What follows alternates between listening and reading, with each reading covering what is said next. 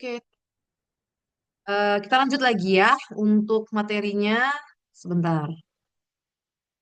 Hmm, hmm,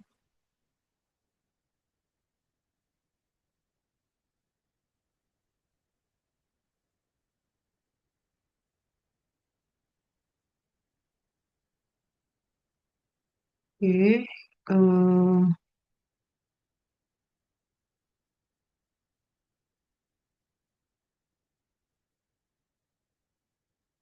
Oke. Ini tadi kita udah. Oh, ini ya. Contoh Netflix ya. Oh, yang tadi ya teman-teman ya. Contohnya ini betul. Ajinomoto, teman-teman. Harusnya kan dia ini ya. Biar laku gitu ya. Pakai ya apa namanya penyedapnya harusnya dibeli gitu ya teman-teman ya. Nah, tapi kalau teman-teman perhatiin ya iklannya itu dia tuh apa sih yang ada dialog gitulah ya pas suami sama istri gitu deh pokoknya di warung gitu kan bilang kayak pusing nih gitu kan oh itu jangan kebanyakan ini kebanyakan garam katanya kayak begitulah teman-teman nah itu kan harusnya mereka kan jualan garam ya terus kenapa ngasih tahu ke masyarakat ke publik jangan makan garam gitu kan ya.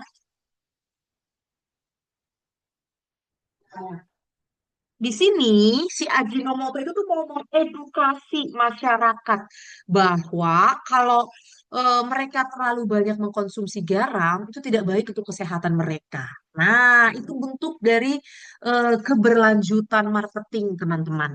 Ya, perusahaannya melakukan sustainability. Dia itu tuh cinta, peduli terhadap lingkungannya, masyarakatnya, teman-teman.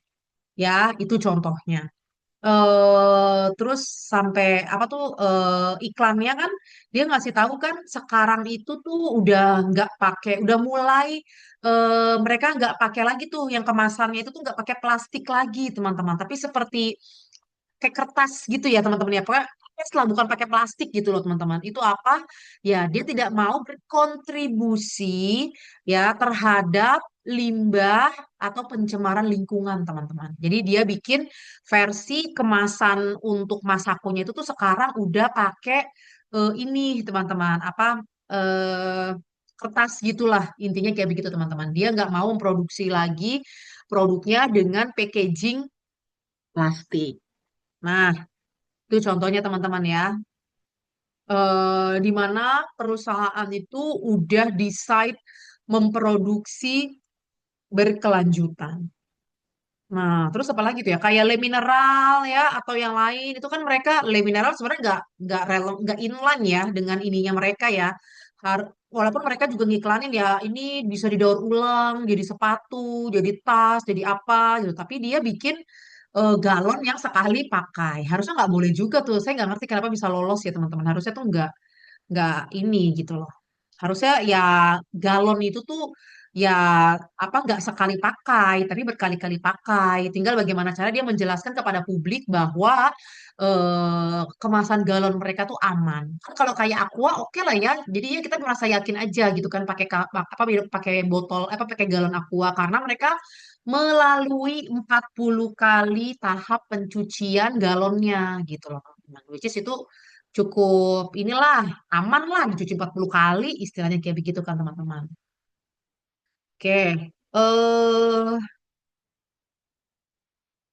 Berikutnya digitalisasi mempengaruhi mekanisme harga. Nah, di sini nih ternyata teman-teman ya, harga juga sekarang trennya berubah, teman-teman. Banyak sekarang istilahnya. Ada kalau di digitalisasi itu dynamic pricing, personalized pricing sama freemium model. Ya, teman-teman nanti akan belajar detail sih pas pada saat teman-teman tuh masuk ke pelajaran inovasi bisnis digital dan berkelanjutan. Oke, contoh aja ya teman-teman ya, dynamic pricing. Dynamic pricing itu tuh artinya harganya dinamis. Dinamis tuh apa? Dinamis harganya berubah-ubah, teman-teman. Kalau kamu nggak pakai digital, ya, kamu pergi ke Indomaret atau kamu ke Alfamart, bisa nggak harga sabun sabun Biore itu kamu sekarang belinya harganya misalnya 30.000, terus pembeli yang lain yang di sebelah kamu belinya harganya 25.000, terus ada lagi yang lain belinya harga 32.000 gitu loh. Bisa nggak teman-teman?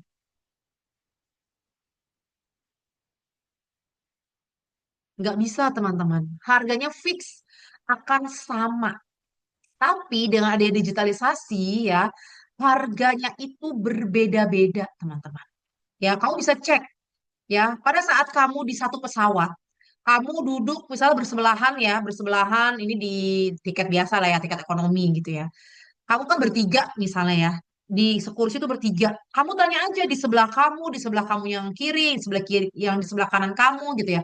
Itu pasti harganya berbeda-beda yang didapat. Mungkin kamu dapat pergi ke Padang misalnya harganya 1,3 ya. Terus kamu tanya teman sebelah kamu yang sebelah kanan, Pak, dapat harga berapa, Pak, di sini? Oh, saya dapat harga 1,1. Wah, murah tuh, Pak. Nah, padahal tujuannya sama. Padahal sama-sama untuk pergi ke Padang, teman-teman. Nah, kalau digitalisasi, dia berarti itu tadi belinya lewat Traveloka, misalnya, atau Booking.com. Sekarang kan kalau kita pesan itu kan lewat online ya, teman-teman ya. Ya, secara digital lah. Ya, kamu belinya lewat digital. Nah, itu, teman-teman, menggunakan dynamic pricing. Harganya berubah-ubah, teman-teman. Ya, sama kayak teman-teman tuh misalnya pakai Gojek. Kamu pengen pakai GoFood. Misalnya kamu sekarang lagi beli GoFood nih, makanan gitu ya. Beli KFC harganya misalnya paket 55.000. Nah, teman kamu bisa jadi tuh ada yang beli paket yang sama gitu ya. Tapi dia dapat promo, teman-teman. Atau dia dapat ya entahlah promo atau apalah namanya. Harganya cuma 20.000. Nah, itu dynamic pricing, teman-teman. Dia bisa menyesuaikan harga tersebut dengan user yang seperti apa. Mungkin tadi teman kamu beli KFC harga 25.000, mungkin dia konsumen atau user baru di aplikasi itu, maka dia dapat gratisan misalnya. Kayak gitu teman-teman. Saya sering banget tuh dapat teman saya apa teman gitu ya. Dia tuh di GoFood, dapat harganya tuh murah-murah banget gitu loh, teman-teman. Ya harga asli kita beli bisa 50.000, 60.000, dia dapat cuma harga 15.000, 20.000. Nggak ngerti deh tuh sistem di Gojeknya tuh seperti apa. Ya biar apa sampai harga GoFoodnya tuh beda-beda gitu. Nah itu memang mereka pakai dynamic pricing, teman-teman. Ya sama kayak misalnya kamu pada saat kamu tuh lagi sekarang peak season kemarin tahun baru gitu ya. Kamu udah mau booking hotel gitu ya. Harganya misalnya 500.000. Nah, kamu jam apa 10 jam kemudian ngecek lagi tuh. Ah, cek udah mau beli gitu kan ya, biar takut apa takut habis gitu ya. Ternyata harganya udah berubah lagi. Harganya menjadi 750.000.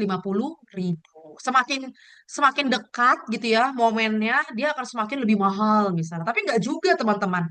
Kalau kamu rajin pantengin gitu ya, itu bisa dapat kok harga murah. Saya juga sering tuh pantengin apa tiket pesawat gitu ya. Kayak misalnya besok nih mau pergi gitu ya, mau pergi kemana gitu ya. Oh sekarang harganya masih 1 juta. Tapi ntar kita lihat lagi tuh, harganya bisa jadi 1,2. Ntar berubah lagi bisa jadi 800.000, 900.000 gitu loh teman-teman. Tapi memang random. Ya, algoritmanya tuh random teman-teman. Gak kedetek gitu loh teman-teman. Tapi harganya memang berubah-ubah. Itu namanya dynamic pricing. Nah, kalau personalized pricing itu juga sama teman-teman. Nah, kalau personalized pricing itu ini teman-teman contohnya ya. Contohnya kamu itu hanya akan ditawarkan produk dengan harga-harga yang memang kamu sanggupi. Contoh ya, misalnya kamu tuh pakai apa ya? Kamu pakai SIM card atau operator dari Telkomsel atau pakai Indosat lah ya, misalnya pakai Indosat, MyM3 gitu ya.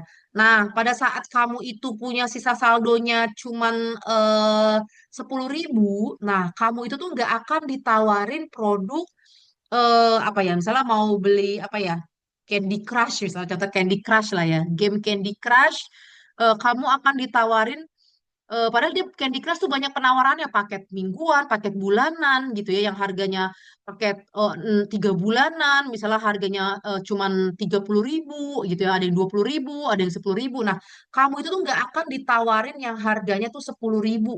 Ya, kamu pasti akan ditawarin produk Candy Crush yang harganya 5.000.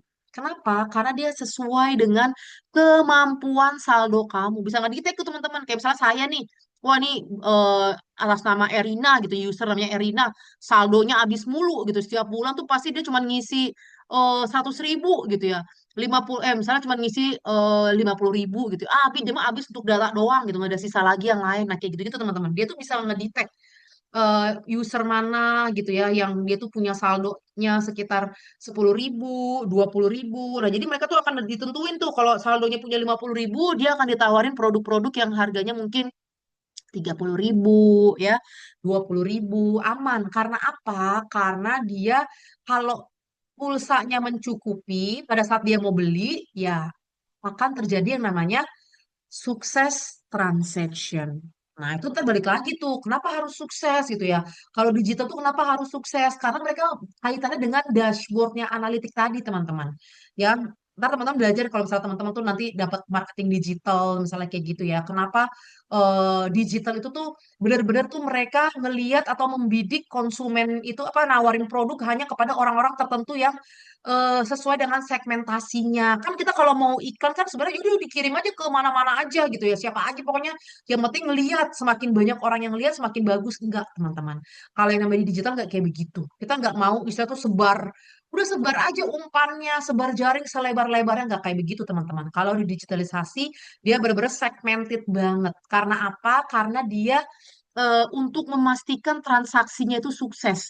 Kalau transaksinya tidak sukses, itu akan menjelekkan analisa datanya, akan menjelekkan apa reportnya gitu loh teman-teman, report analitiknya teman-teman. Karena apa? Nanti teman-teman akan belajar deh. Ada yang namanya istilahnya impression, ada yang namanya CTR-nya seperti apa, conversionnya bagaimana, click through rate-nya bagaimana, itu kayak gitu-gitu semua teman-teman. Ya, oke, personalize. Freemium model. Freemium model tuh artinya kita menawarkan produk kepada customer kita.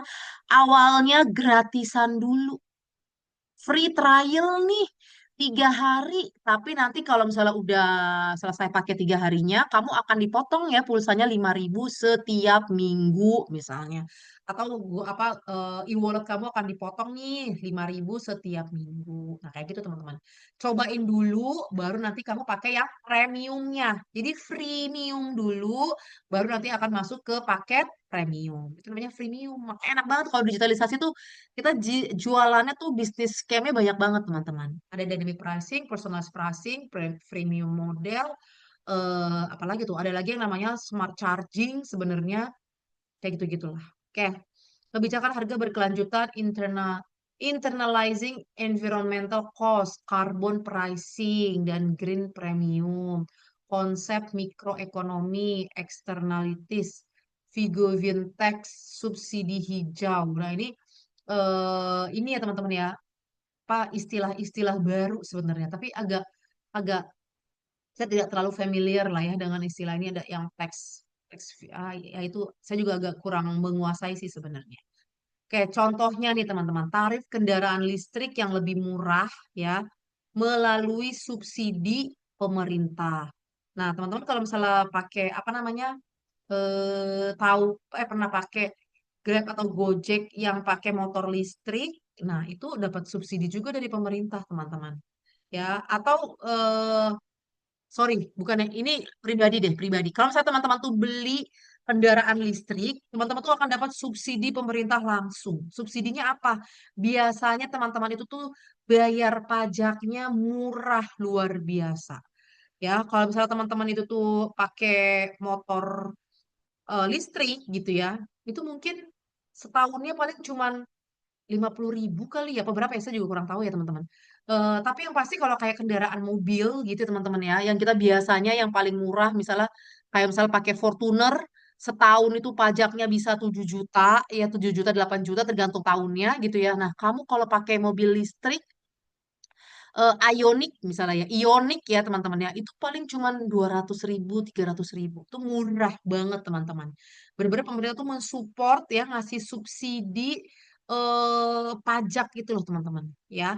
Terus apalagi subsidinya yang lain kalau pakai kendaraan listrik itu tuh kita bebas dari yang namanya ganjil genap. Karena kan platnya warna biru ya teman-teman. Jadi bebas tuh kalau masuk di Jakarta kan kita ribet ya, apa punya Pak kendaraan, dia punya mobil tuh minimal dua, teman-teman. Harus punya plat ganjil atau plat genap gitu loh. Karena ya susah kalau misalnya kita sekarang tanggal ganjil, kita punya mobil genap, ya nggak bisa lewat. Bingung juga mau kemana, teman-teman. Karena sekarang polisinya kan, ya polisi benar-benar ini gitu ya, pinter gitu kan. Pada saat di luar pintu luar tol, kita mau lewat tol nih nggak kena ini gitu ya. Tapi pas pada saat kita mau turun keluarnya, walaupun cuma dikit doang, cuma 10 meter gitu ya, ke belok kiri gitu, nah tetap aja kita akan kena, teman-teman. Kayak gitu. Oke, platform ride hailing memberikan insentif penggunaan kendaraan listrik. Ya, itu kan ini teman-teman ya, kamu kalau misalnya pakai apa? Enggak, maksudnya tuh kalau ada yang teman-teman apa saudaranya atau siapa gitu ya, jadi Gojek atau Grab gitu ya, terus pakai kendaraan mobil listrik itu kan kalau nggak salah sewa ya, dimudahkan lah teman-teman, intinya tuh dimudahkan. Kamu sewa, sewa kendaraannya, sama paling sewa itu ya, sewa apa baterai ya teman-teman ya, sewa baterainya itu loh teman-teman. Nah itu tuh udah murah. Kalau nggak salah tuh sewa baterai sebulan tuh cuman 100 ribuan apa kalau nggak salah. Terus sama motornya tuh berapa ya, 200 ribuan. Jadi pokoknya daripada kalian harusnya, daripada beli motor baru gitu, mendingan kita pakai yang kerja sama-sama ini ya, sama-sama si Grab-nya atau Gojek-nya gitu. Oke. Eksternalitas negatif konsumsi energi data center, limbah elektronik yang tadi ya teman-teman ya. Kayak misalnya tadi Apple, dia benar-benar udah mengurangi limbah elektroniknya ya teman-teman ya. Tidak lagi memproduksi kepala charger kayak gitu. Konsumsi energi data center yang kayak tadi, yang di setiap itu memang belum disosialisasikan secara masif ya teman-teman ya. Itu sebenarnya tuh kayak kamu pakai Gojek juga. Mungkin nanti akan ada iklannya ya, jangan lama-lama pakai Gojek, jangan panjang-panjang pakai Gojek. Karena apa? Karena udah ada itu footprintnya itu loh teman-teman ya. Footprint tracker itu tuh bisa ngedetect kamu tuh pakai Gojek berapa kilometer konsumsinya, itu artinya tuh berapa lama, berapa kilometer, itu akan bisa ngukur kamu berkontribusi menyebarkan polusi berapa banyak. Kayak gitu teman-teman ya. Terus eksternalitas positif, nah, makanya kan sekarang pemerintah menggalakkan ya kendaraan udah harus pakai serba listrik, kayak gitu teman-teman, dikonvert ke listrik. Karena apa? Karena mengurangi polusi, kayak gitu. Oke, eksternalitas positif, efisiensi distribusi, pengurangan emisi melalui digitalisasi. Peran teknologi dalam mengelola eksternalitas. Nah, pakai yang paling familiar itu tuh IoT, smart grid, smart kandang, smart home tadi, smart, bukan smart TV ya teman-teman, smart office, smart farm, misalnya smart kebun ya, apapun itulah teman-teman, namanya smart, smart, smart. Nah, itu pakai yang namanya IoT, teman-teman, untuk monitoring lingkungan. Sayangnya saya nggak bikin project teman-teman untuk bikin IoT, ide bagaimana caranya untuk membebaskan kita dari pencemaran lingkungan, apa pencemaran udara, misalnya kayak gitu tuh teman-teman. Tapi banyak apa, saya di mahasiswa lain tuh pada bikin ya, bikin project, ada yang bikin apa tuh, pohon digital, pohon polusi, gitu-gitu loh teman-teman. Jadi pohonnya tuh bisa nangkep apa namanya, nangkep polusi, udah diproduksi berapa banyak polusinya, terus nanti ada alertnya masuk ke apa, misalnya tuh langsung muncul ke spanduk, apa bukan ya kayak baliho atau apa, atau mungkin ada notif gitu ya, Jakarta masuk, Sukabumi masuk ke dalam kategori berbahaya nih untuk ininya gitu ya, misalnya pencemaran lingkungannya misalnya kayak gitu tuh teman-teman. Nah, IoT untuk monitoring lingkungan. Jadi IoT itu ya, kita contoh produk IoT apa tadi? Smart home, smart kandang, smart pertanian ya, smart smart lainnya lah ya. Smart parking juga ada tuh teman-teman ya. Smart parking juga tuh ngebantu ya, pada saat kita pengen pergi ke mall mana, kita bisa detect, kita bisa ngecek gitu ya. Ada yang ini enggak, availability untuk parkingnya seperti apa. Oh, udah penuh semua. Jadi nggak jadi dia pergi ke mall itu, pindah lagi ke mall yang lain. Kayak gitu teman-teman. Contoh penggunaan smart meter untuk mengurangi pemborosan energi rumah tangga. Smart meter, iya sih ya. Kayak sekarang terkenal ya ada smart meter ya teman-teman ya. Untuk mengurangi pakai apa sih, penggunaan listrik, air misalnya tuh teman-teman ya. Mereka pakai smart meter, platform agritech yang tadi yang saya bilang, smart tani misalnya, itu agritech membantu petani mengurangi penggunaan pupuk, ya, bisa ditakar, bisa didetek. Jadi tuh udah langsung by sistem ngukur berapa gram, langsung disebar gitu ya. Sama kayak misalnya kasih makan apa makan ayam gitu ya. Ntar yang nyiapin tuh langsung dari sistem teman-teman ya ada traynya gitu ya disiapin, terus minumnya ntar dituangin kayak gitu-gitu loh teman-teman. Jadi nggak perlu lagi kita meng-hire orang banyak-banyak teman-teman. Yang tadinya mungkin kamu pakai di apa di smart kandang itu tuh kamu tadi mungkin butuh 5 orang ya untuk bersihin ini, bersihin itu, ngasih makan ini, matiin lampu. Nah sekarang udah nggak perlu tuh teman-teman ya dengan adanya IoT platform itu.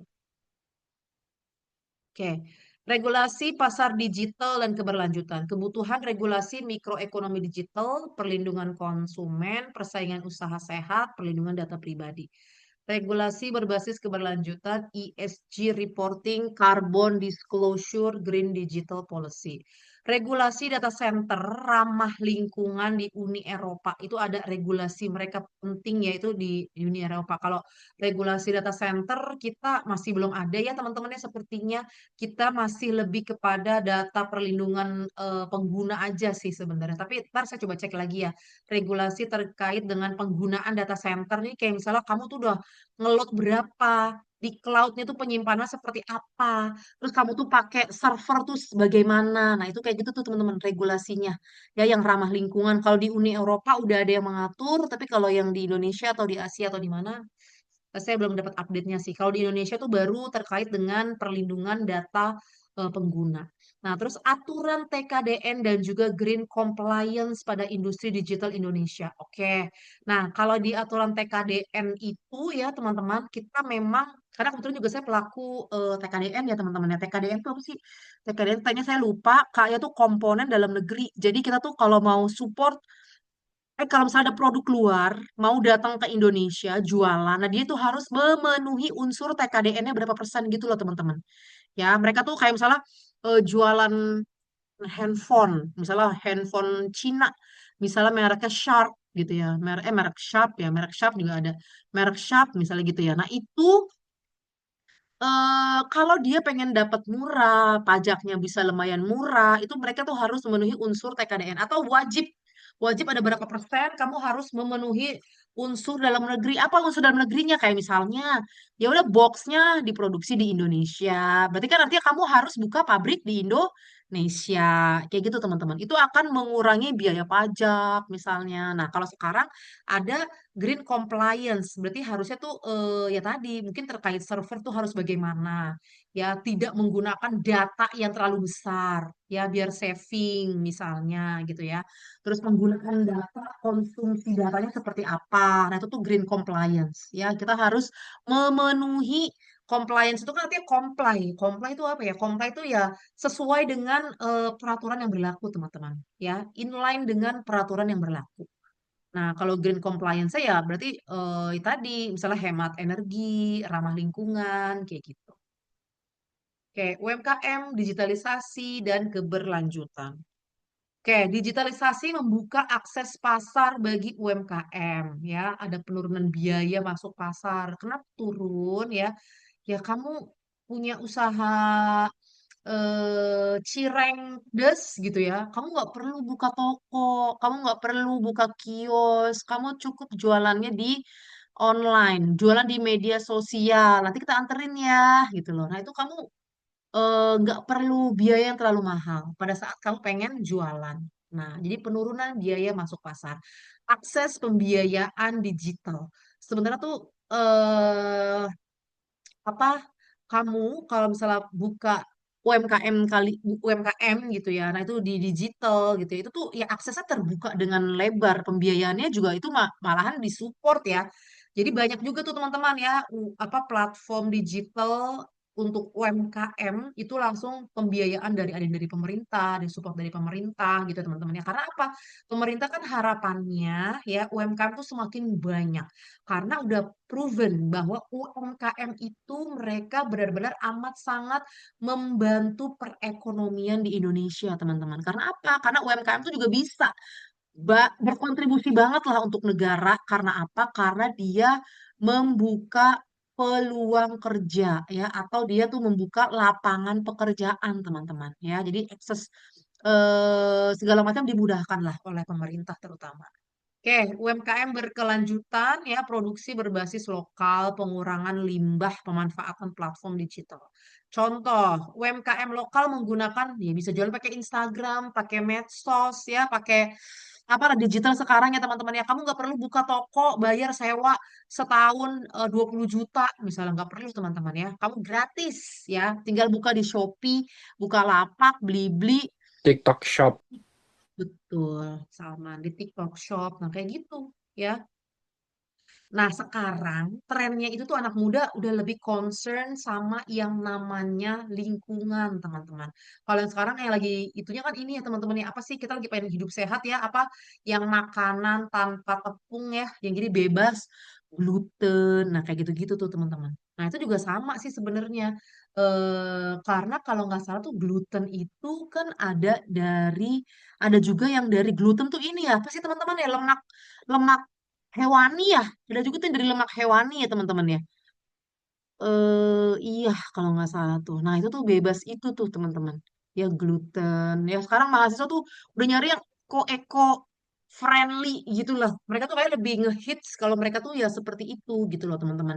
Yang sekarang kita kalau misalnya apa eh teman-teman kalau misalnya beli Coca-Cola aja ya Coke ya di McD aja teman-teman udah nggak dikasih straw kan, udah nggak dikasih sedotan ya teman-teman. Terus atau teman-teman kalau misalnya beli paket McD aja tuh kamu pakai box itu kan yang coklat itu kan bisa didaur ulang kan, nggak pakai plastik lagi tuh teman-teman, pakai eh, paper lah istilahnya tuh. Apa yang kalau ada minuman ya, ada minum tuh pasti teman-teman dikasih yang kardus itu kan, yang bolong-bolong itu kan. Nah, itu kan artinya itu packagingnya tuh udah disupport dengan yang ramah lingkungan, teman-teman. Kalau dulu tuh kita masih dikasih plastik, kantong plastik tuh, tapi sekarang udah nggak ada lagi, teman-teman ya. Jadi sekarang tuh udah pakai yang apa? Pokoknya kertas coklat itulah.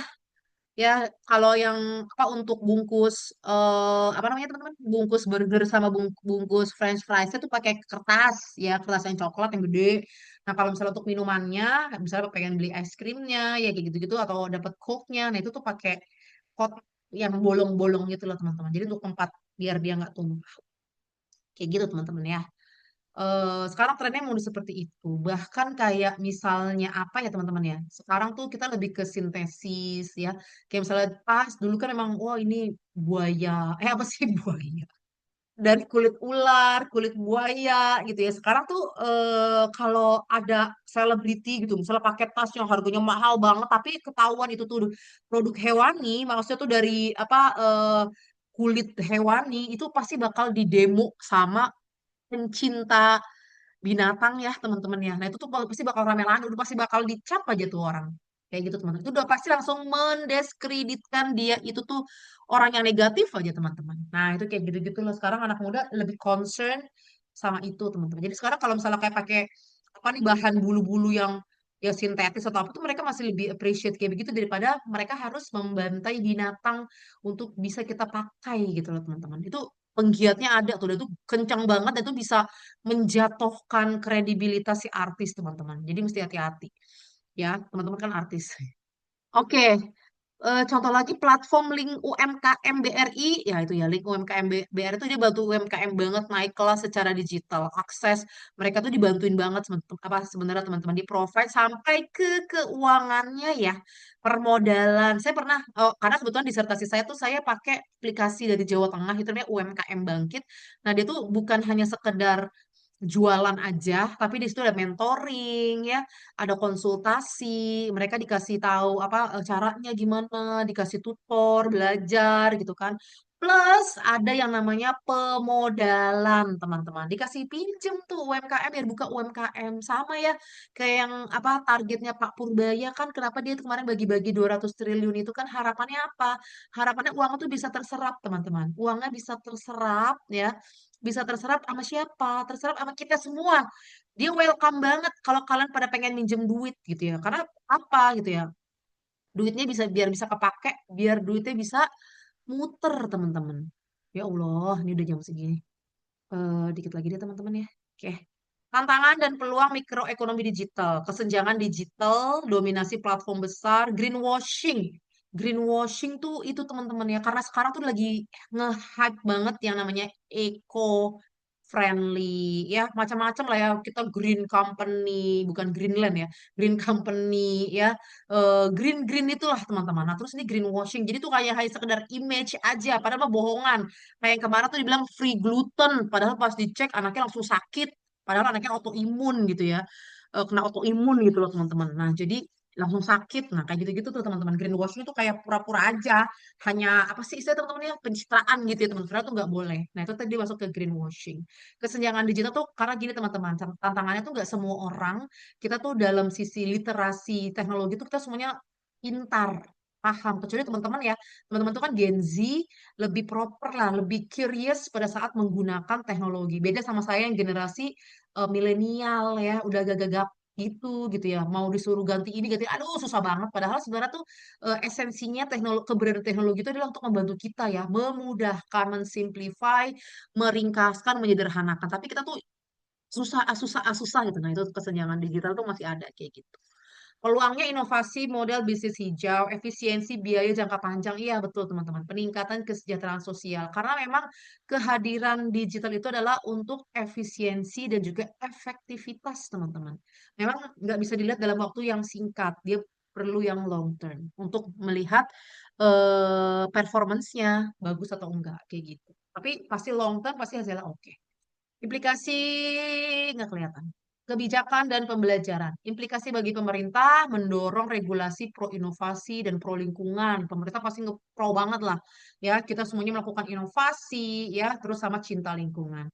Terus bagi perusahaan ini menjadi keunggulan kompetitif kalau kita pakai yang namanya digital berkelanjutan. Digital itu udah pakai berkelanjutan ya teman-teman. Udah digitalisasi, sustainability lah gitu mereka ya. Mereka tuh nyiptain produk yang apa bisa dipakai lama, nggak perlu konsum macam-macam gitu ya. Penggunaan listriknya hemat, nah itu tuh bagus. Bagi konsumen, konsumen bakal happy ya. Ya, apalagi sekarang trennya yang tadi saya bilang, mereka tuh lebih concern dengan yang namanya label-label eco-eco itulah teman-teman ya. Kalau misalnya minum aja sekarang kita udah pada bawa tumbler gitu kan ya. Karena ya itu teman-teman ya, tren gaya hidup, cinta lingkungan sekarang pokoknya kelihatan keren banget lah untuk anak muda. Oke. Oh, dua kesimpulan ya, mikroekonomi digital berkelanjutan menekankan efisiensi pasar pastinya.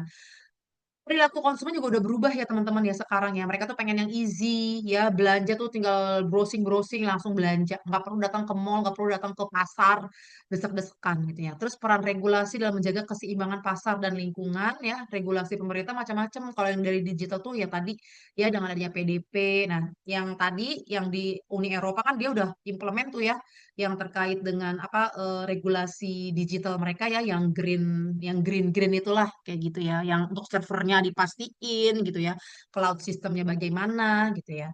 Nah terus ini integrasi digitalisasi dan keberlanjutan bukan hanya tuntutan moral tapi strategi ekonomi rasional jangka panjang.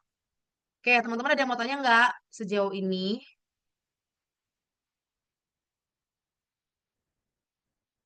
Sebentar. Untuk materi gak ada Bu, paling pengen minta eh pengen tanya tentang teknis UAS nanti. Oh, boleh. Sebentar ya, ini kan sebentar lagi habis. Saya izin capture teman-teman yang ada di sini ya. Oke, Ibu. Kayaknya kalau saya panggil satu-satu kayaknya nggak bisa. Sebentar, sebentar. Ini mana nih? Eh,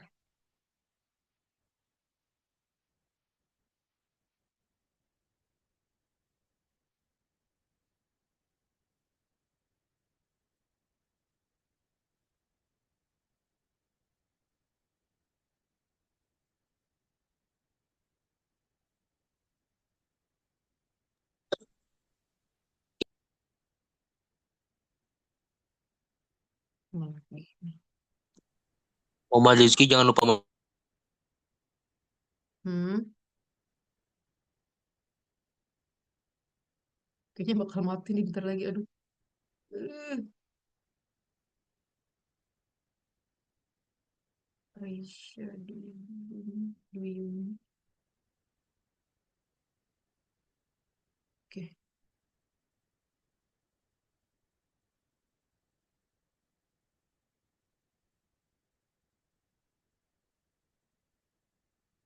Nanti teman-teman Aduh, ujiannya juga bukan sama saya ya. Saya kayak nggak bisa datang juga teman-teman. Nanti ada pengganti. UASnya bukan sama ibu. Oke. Maaf ya. Oke, teman-teman. Saya udah capture. Nanti saya lihat satu-satu. Saya absenin ya. Tapi nanti kalau teman-teman ada yang ini, japri saya aja ya. Nggak apa-apa ya teman-teman ya. Baik, Ibu. Teman-teman yang mau tanya lagi nggak? Baik ibu.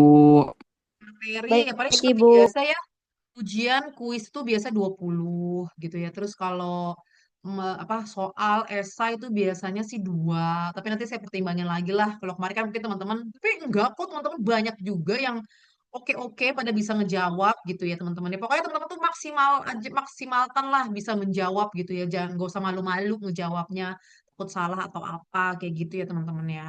Cuman yang pasti setahu saya mekanisme untuk ujiannya itu ya sepertinya, bukan sepertinya ya, kayaknya harus ya teman-teman nanti semua device, tas, semua taruh di depan kayak gitu sih.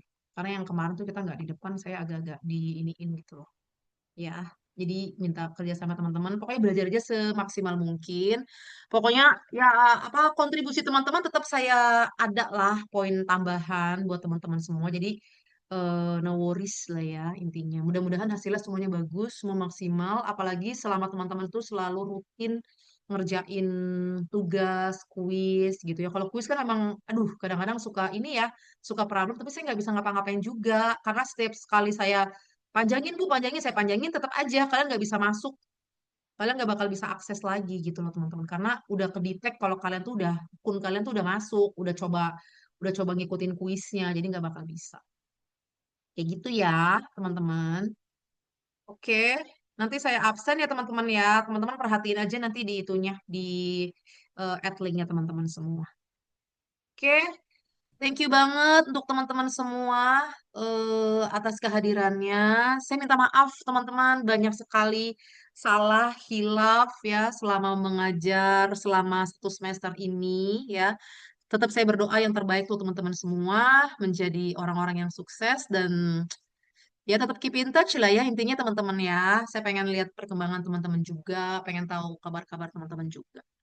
Ya, thank you banget sekali lagi untuk teman-teman semua. Pokoknya sukses terus deh.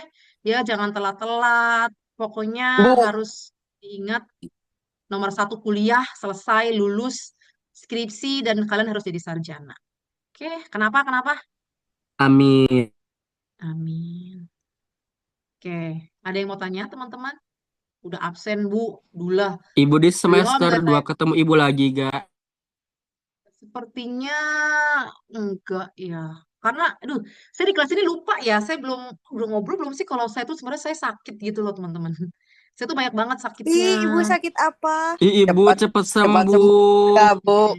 Amin, makasih semuanya. Uh, Banyak deh. Oh, kalau nggak salah di kelas ada beberapa kelas sih yang saya kasih tahu sih. Banyak sih sakitnya dan operasi-operasi mulu gitu deh. Dan ini salah satunya juga. Saya nggak masuk tuh Lekas kayaknya. sembuh, Ibu. Doain kita lulus Cepat sampai sembuh. sarjana ya. Ibu Cepat cepet sembuh, sembuh. Ibu. Semoga Jangan lupa jatuh main urusan HP, ibu jatuh semuanya main HP. lancar. Amin, amin ya Allah. Thank Ya you ya Allah, teman-teman. Ibu. Kita Ibu. WA-WAan nggak apa-apa ya teman-teman ya. Gak apa-apa Terima banget, Ibu. kasih. Yang penting Ibu sembuh Iya, Gak dulu. apa-apa banget ibu. Yang penting ibu sehat terus. Amin. Thank you Ibu, semuanya. Ya, aku mau tanya. Apa? amin. Mau nanya ini, Ibu. Kan nanti UAS materinya itu dari semester yang setelah UTS atau dari Iya, awal? setelah UTS, setelah UTS. Setelah Oh, jadi dari UTS, sesi 9 ya? ya dari situ aja. Ya, paling Baik, cuman Ibu. ya Terima berarti kasih. Cepat sembuh. kamu tinggal lihat aja. Kalau nggak salah kan itu cuma dikit ya, yang hitung-hitungan itu ya berarti ya itu yang akan keluar. Yang kayak gitu-gitulah intinya ya. Kalian pelajarin itu aja. Baik ibu. Ya, oke. Thank you banget teman-teman semua. Izin live ya kita ya. Ya, ibu cepat Wassalamualaikum warahmatullahi sembuh. wabarakatuh. Terima kasih teman-teman Waalaikumsalam semua. warahmatullahi wabarakatuh. Ya.